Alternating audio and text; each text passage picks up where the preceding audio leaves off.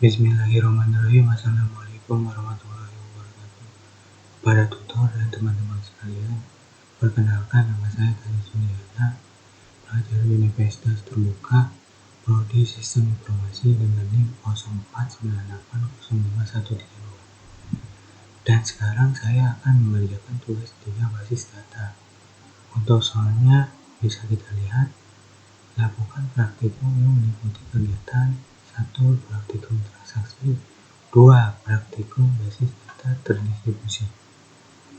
Sebelum saya memulai praktiknya, saya harus memahami terlebih dahulu materi pada tugas 3 ini, yang mengacu ke modul panduan transaksi, panduan praktikum transaksi dan basis data terdistribusi. Dalam modul ini terdapat langkah-langkah cara membuat praktik VirtualBox, transaksi data, dan basis data terdistribusi. Untuk tugas 3 kali ini, kita diharuskan membuat perintah commit, perintah rollback, checkpoint, dan trigger. Itu nomor 1. Dan nomor 2, membuat replikasi dengan 2 sistem. Saya menggunakan sistem VirtualBox dengan sistem operasi Linux Ubuntu. Oke, langsung saja kita ke praktiknya. Dan di sini saya sudah masuk ke PHP MyAdmin, dan data yang ada di sini adalah data yang pernah saya buat di tugas 2 basis data kemarin. Jadi saya tidak perlu membuat lagi. Selanjutnya, untuk dapat melakukan transaksi, basis data MySQL harus dapat mendukung salah satu storage engine, yaitu InnoDB. Bisa kita lihat pada layar, dan di sini saya sudah InnoDB ya. Jika tabel sudah InnoDB, maka transaksi dapat berjalan pada basis data MySQL. Oke, langsung saja kita ke menu routing. Menu routing. Setelah itu create new routing di sini. Hapus parameter. Tuliskan transaksi 1. Nah, sebelumnya saya sudah membuat ya. Jadi saya akan mengulanginya. Selanjutnya di sini kita membuat perintah menggunakan commit dan tidak menggunakan commit. Dan kita lihat perbedaannya nanti. Di sini saya akan mengcopy paste saja perintahnya biar cepat. Oke, sudah. Karena di data pasien yang saya input kemarin hanya ada 4, yaitu 2 perempuan dan 2 laki-laki. Dan sekarang saya akan coba untuk menambahkan pasien baru seperti ini, namun tanpa perintah commit. Kita akan coba lihat langsung. Kirim. Sudah masuk ya. Selanjutnya adalah kita coba jalankan transaksi 1 dengan perintah call pada SQL. Tapi saya tidak menggunakan perintah itu. Saya menggunakan eksekusi.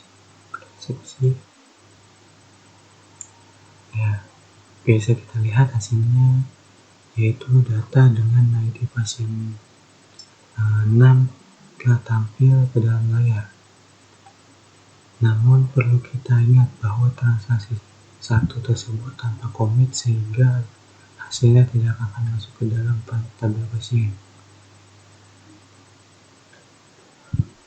Untuk memeriksa data tersebut masuk atau tidak, silakan pilih tabel pasien.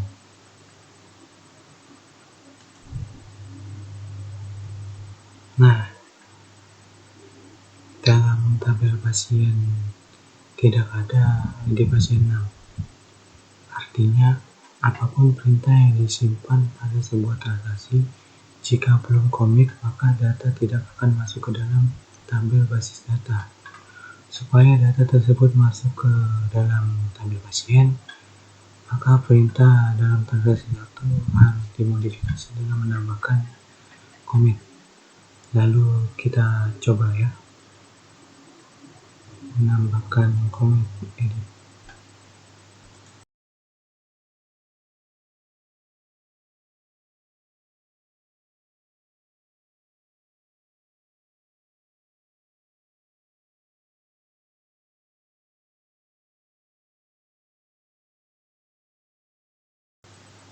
Lalu kita eksekusi.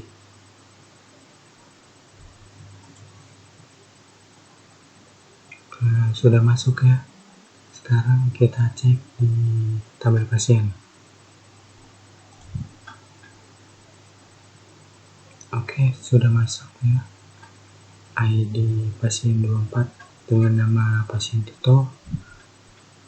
Dan artinya perintah komik telah berjalan dengan baik dan selesai.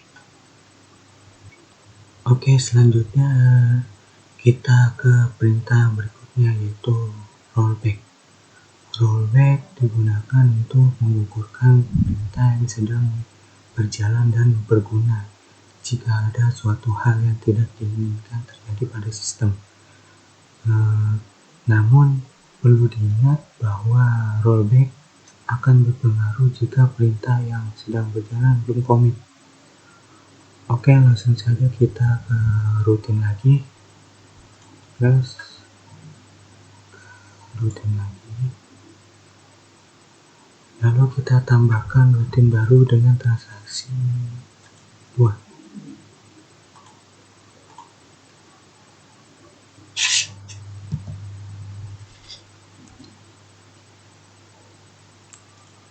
Ini parameternya kita hapus saja. Dan di sini saya akan mengcopy paste saja perintahnya. Dan untuk perintah kali ini saya akan mencoba mengupdate data pasien yang tadinya ID pasien 24 bernama Tito, dan sekarang kita ubah menjadi Nelson dengan perintah rollback. Maka kita lihat apa yang akan terjadi. Sengaja kita kirim. Sudah masuk ya, langsung kita eksekusi.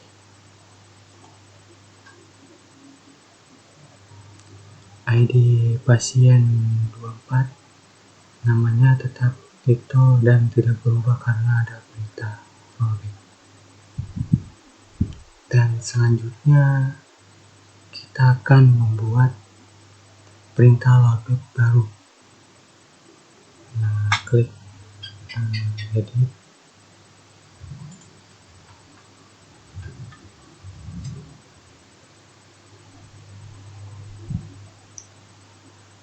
Lalu kita copy paste saja.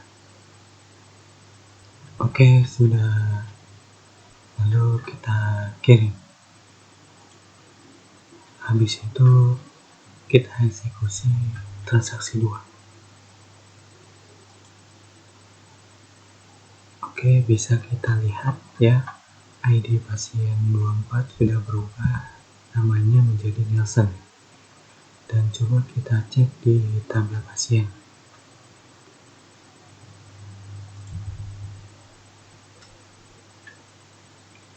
Oke, sudah berubah ya menjadi Nelson. Dan itulah fungsi dari rollback.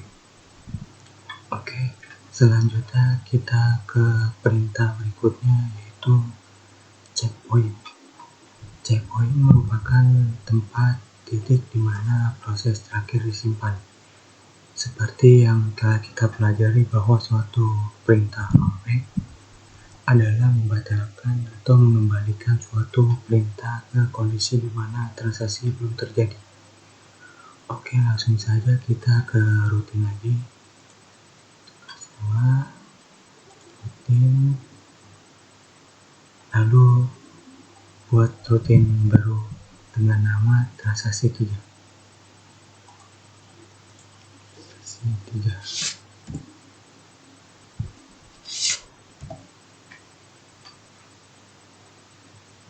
Lalu hapus parameternya.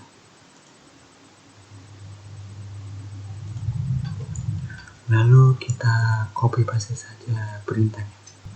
Oke, Untuk baris yang kelima, bisa kita lihat bahwa setelah melakukan insert, yang pertama dilakukan save point dengan nama point 1.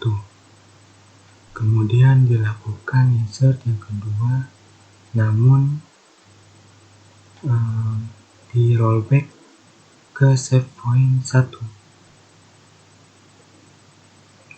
Kemudian dilakukan kembali insert yang ketiga, lalu kita kirim.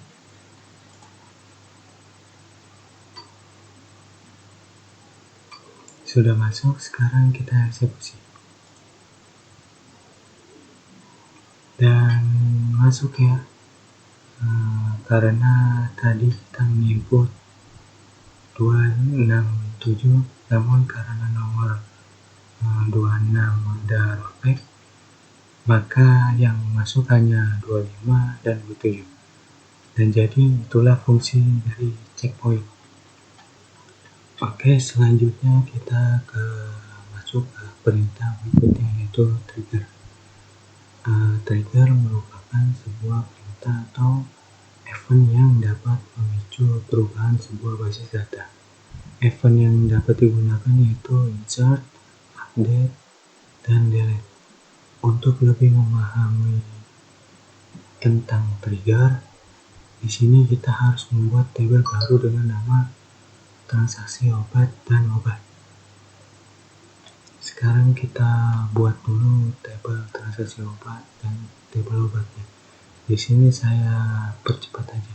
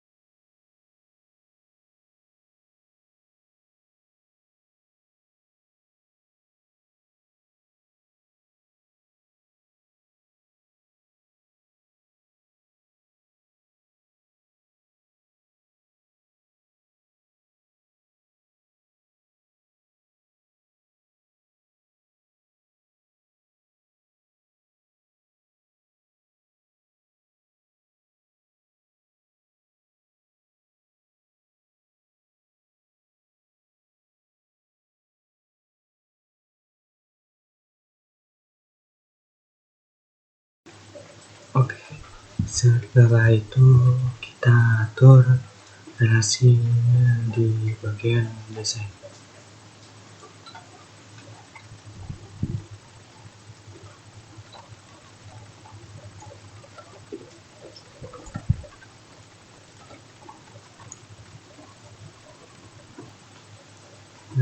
Dan kita akan sesuaikan susunan yang ada di modul panduan praktikum.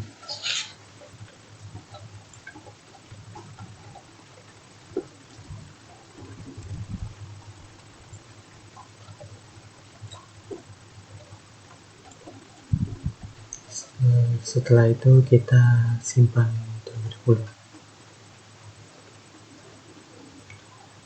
Sebelum itu kita mengindeks dulu di tabel obat dan transaksi obatnya.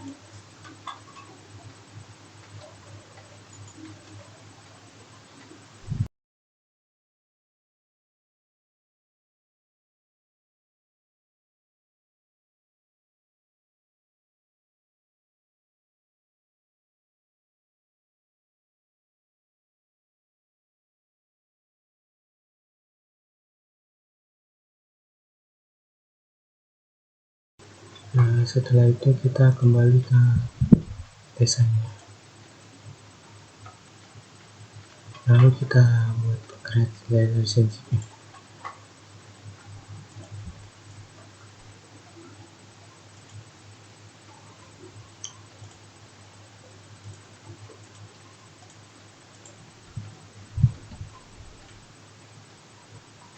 Oke. Oke, sudah selesai ya bagian penghubung relasinya. Setelah itu kita save dulu.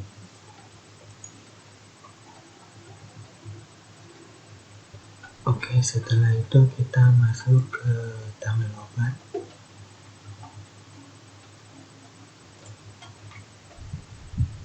dan mengisi data obat sesuai modul panduan praktikum.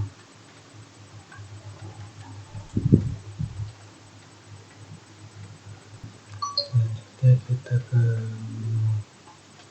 tambahkan, lalu kita masukkan di sini. Saya percepat aja.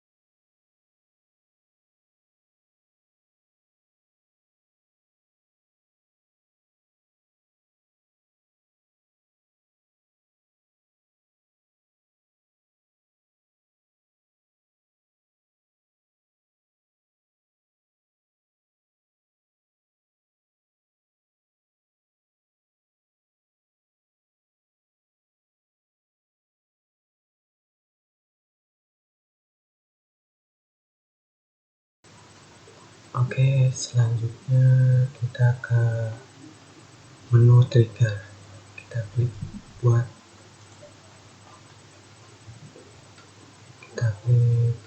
trigger baru.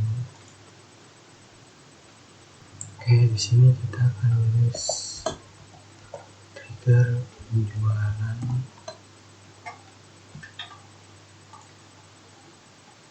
transaksi obat. After, lalu di sini saya akan mengcopy paste.